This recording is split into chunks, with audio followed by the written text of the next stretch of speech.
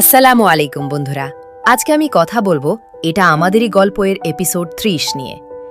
এই পর্বটা সত্যি বলতে অনেক ইমোশনাল এবং বাস্তব জীবনের সঙ্গে মিল আছে। পুরো এপিসোড জুড়ে আমরা দেখেছি সম্পর্কের টানাপোড়েন, ভুল বোঝাবুঝি এবং ইগোর কারণে কিভাবে একটা সুন্দর সম্পর্ক ধীরে ধীরে দূরে সরে যায়। এপিসোডের শুরুতেই আমরা বুঝতে পারি আগের ঘটনার প্রভাব এখনও কাটেনি। দুইজন মানুষ একে অপরকে ভালোবাসে, কিন্তু কেউ নিজের দিক থেকে এক ধাপ এগিয়ে এসে সমস্যাটা সমাধান করতে চায় না। এখানেই মূল সমস্যা তৈরি হয়। যখন সম্পর্কের ভেতরে কথা কমে যায়, তখন সন্দেহ আর কষ্ট জায়গা দখল করে নেয়। এই পর্বে একটা বিষয় খুব স্পষ্ট ছিল, চুপ থাকা কখনো সমাধান নয়। চরিত্রটি যখন নিজের কষ্ট চেপে যায় এবং সরাসরি সত্যিটা বলে না, তখন পরিস্থিতি আরও জটিল হয়ে ওঠে। পরিবারে যদি ভুল বোঝাবুঝি তৈরি হয়, তাহলে সেটা দ্রুত পরিষ্কার করা দরকার, না হলে ছোট বিষয় বড় আকার নেয়।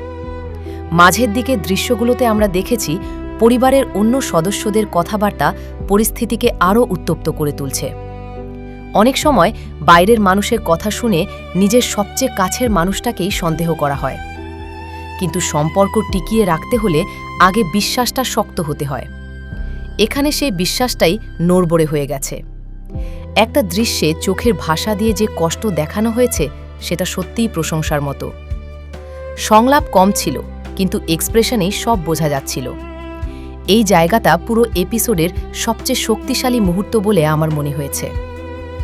আমি ব্যক্তিগতভাবে একটা জায়গায় খুব হতাশ হয়েছি, কারণ এত ভুল বোঝাবুঝির পরেও কেউ সরাসরি বসে কথা বলার চেষ্টা করল না। বাস্তব জীবনেও আমরা অনেক সময় একই ভুল করি। আমরা ভাবি সময় সব ঠিক করে দেবে, কিন্তু আসলে সময়ের সাথে দূরত্বই বাড়ে। এই এপিসোড আমাদের একটা বড় শিক্ষা দেয়, ভালোবাসা থাকলেই সম্পর্ক টিকে থাকে না। প্রয়োজন বোঝাপড়া, ধৈর্য আর স্পষ্ট কথা বলা। ইগো যদি মাঝখানে চলে আসে, তাহলে সম্পর্ক ভেঙে যেতে সময় লাগে না।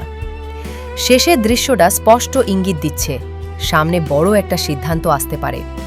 হয়তো কেউ সম্পর্ক থেকে সরে দাঁড়াবে, অথবা হঠাৎ করে সত্যিটা প্রকাশ পাবে। আমার মনে হচ্ছে আগামী এপিসোডে আমরা একটা বড় ইমোশনাল ব্রেকডাউন দেখতে পারি। সব মিলিয়ে এপিসোড 30 ছিল ইমোশন, কষ্ট আর বাস্তবতার মিশেল। এই পর্ব আমাদের মনে করিয়ে দেয়, পরিবার মানে শুধু ভালো সময় না, খারাপ সময়েও পাশে থাকা। তোমাদের কি মনে হয়েছে এই এপিসোড দেখে? কে সঠিক ছিল আর কে ভুল? তোমাদের মতামত অবশ্যই কমেন্টে জানাবে।